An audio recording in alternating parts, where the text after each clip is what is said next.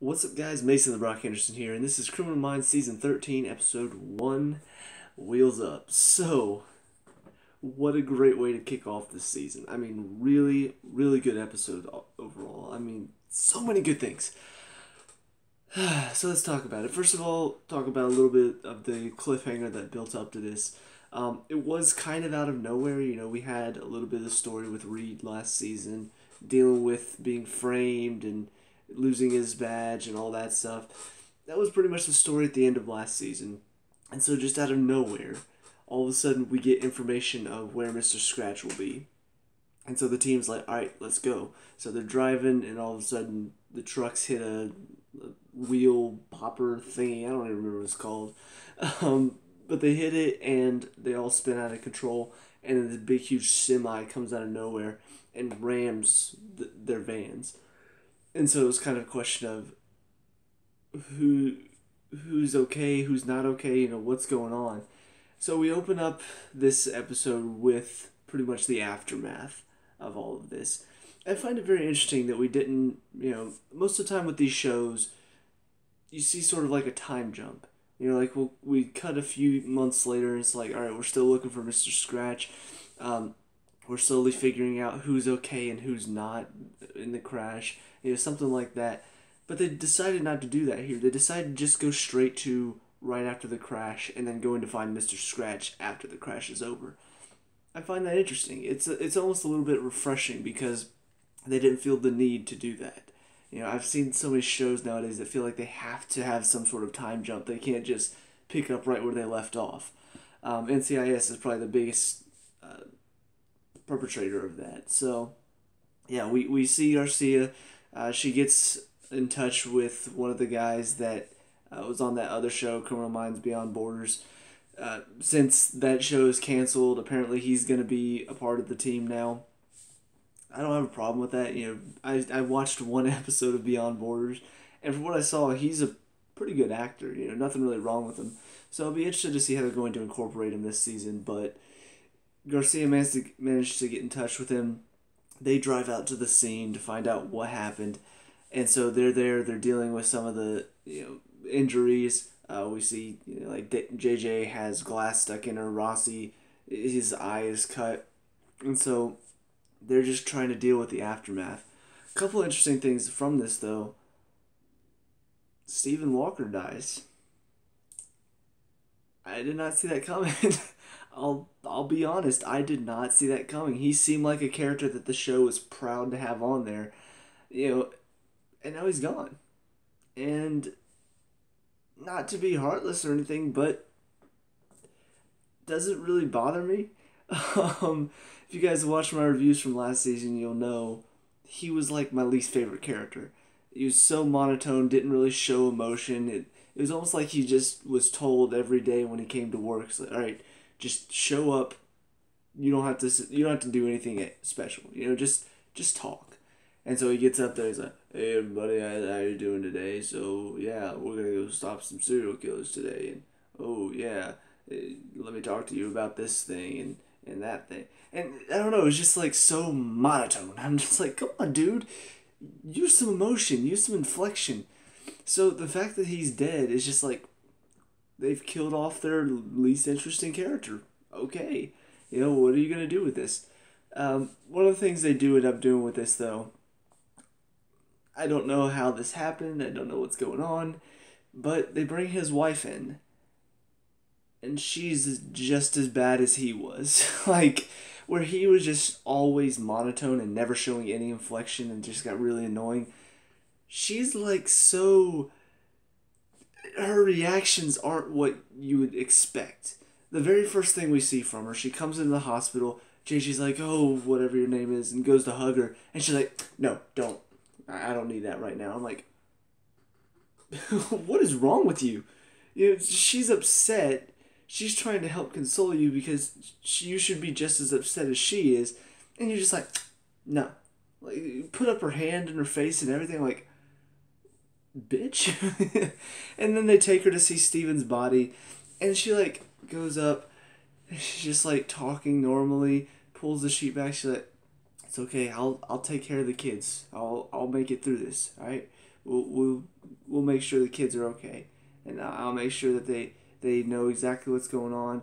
And she's just like talking so normally, and then she puts the cover back on and starts to walk away, and then like and like falls into, I think it was like Torres's arm, or not Torres. Getting my CBS shows mixed up. Alves's arm. I'm just like, what is wrong with you? Like, your reactions are all wrong. You should break down when you first see his body, not act all calm, act all calm, act all calm, put the cover back on, start to walk away, and then collapse. And I don't know, I'm just like, what is wrong with this woman? Like, how is it that the worst actor that the show has ever had on the team is married to the worst actress the show's ever had? Like, what is going on? So yeah, they try to build up the sadness of his death. You know, the team dealing with it, his wife dealing with it, his kids dealing with it at the funeral. I really hope she doesn't make a return, because she's really, I mean, she seems pissed off throughout this entire episode. When she's talking to Prentiss at the end, she's like, she looks like she's just pissed at Prentiss. Like, I'm not mad, I'm just really sad. Do you not know what sadness looks like? So anyway, let's talk about the story itself. We see Prentiss is taken in by Mr. Scratch, and is pretty much torturing her for information on where Hotch and Jack are. I was very curious to see what was going to happen in this episode, because, you know, one of the things that is kind of frustrating is that because there's the whole debacle between Thomas something Gibson, because there was that whole debacle between him and the director, you know there's a good chance he's not going to show up. But at the same time, this whole story was revolved around Hotch. I'm just kind of like, it feels like he sort of has to show up, right? Like, this is all about him and Jack. Why can't he show up? You know, why can't you just put your ego to the side and have him show up for one final moment to sort of close out this story? But no, of course, they're not going to do that because their egos are through the roof. So we see she's being tortured for information. One of the things I will say that I didn't really like about this is that it was almost too simple how it all wrapped up, because she's in this room. There's all of these like operating equipment surrounding her. We see like Scratch is like, you can't go anywhere, pulls up the sheets, and she's got like needles and stuff driven into her legs, throughout her leg, and I'm just like, okay, she's never gonna walk again. But then at the end of all of this, we see not only is her arm not broken, not only her legs not paralyzed. This room is just, it's just a simple room. There's really no torture equipment in it at all, except for like one scalpel. I'm just like, it just almost seems too simple. You know, like, I get Scratch is a very mental type of serial killer. You know, he's very much focused on the psychological aspect of torturing people. I get that. That doesn't mean he can't show a little bit of, you know, physical torture. You know, I don't know. It would have made it much more interesting if now Prentiss is stuck in a wheelchair this whole season or something like that. You know, I don't know. Just maybe she's got her arm in a sling. Maybe, you know, she's got some sort of physical injury she has to deal with now. I just feel like there's something you could have done instead of just saying, oh no, it was all in her mind the entire time. It just makes it a little bit too easy to accept. But we do see, you know, she's slowly figuring out that this is all part of Scratch's, like, gas affecting her. At one point, she dies, which you saw in the preview, so you know she wasn't going to die. And so she's, like, walking around in the afterlife and then sees her grave. And then she's just like, I get it now. And then jumps into the grave and then wakes up in real life and then starts to see through all of the little things around the room that Scratch had sort of put into her mind. And they're talking about how, you know, Prentiss had died at one point. You know, that one time when she was off the show, and then they brought her back because she hadn't really died. They brought her back to life. But technically she did die for, I think they said like a few minutes, something like that, whenever that whole thing happened. And so she did experience what it's like to die. She did experience, you know, going to the afterlife. She said it was like dark and there's nothing around. And so when she died in this episode, seeing the grave and all that stuff, she knew that this is not what it was like. And so she realized it was just Scratch convincing her that she was dead. I do kind of like that because it does make sense to me. And she is the one member of the team who has experienced death before. So it does make sense that convincing her she's dead wouldn't work on her. I don't know. It's just very, very clever how they set that up, and it made a lot of sense too. So I did like that part of it. We see there's this doctor who's trying to be like a good guy, bad guy almost. I was pretty convinced that he was just under Scratch's influence, his gas. But we come to find out later that he's not even real either. It's just Scratch. I was pretty sure though there was one scene where I saw them in the room together, so I'm not really sure how he managed to do that. But yeah, we see he walks into the room talking to Emily, and all of a sudden her vision blurs, and then it's Scratch standing there in front of her, and she's like, "I want to talk to him. I want to find the talk." And so Scratch comes in, and she's like trying to give him the information, and then she bites his ear off, which was pretty awesome. But around that time, the team is trying to figure out what's going on. They're trying to figure out where she is. They do get some information that ends up leading them to where she is. Spencer and I think JJ and Alves all go. And so one of the things that was very interesting coming into this last part was that Spencer was very clearly there. He was not okay. Mentally, psychologically, he was not okay. Whenever he was trying to focus on things, it was like he overfocused and his vision started to blur. He had to like hold his eye because it was so intense. There's very clearly something going wrong here.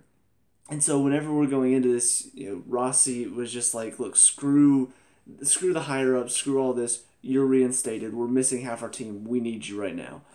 And so he and Alves are both going to where Prentiss is being held.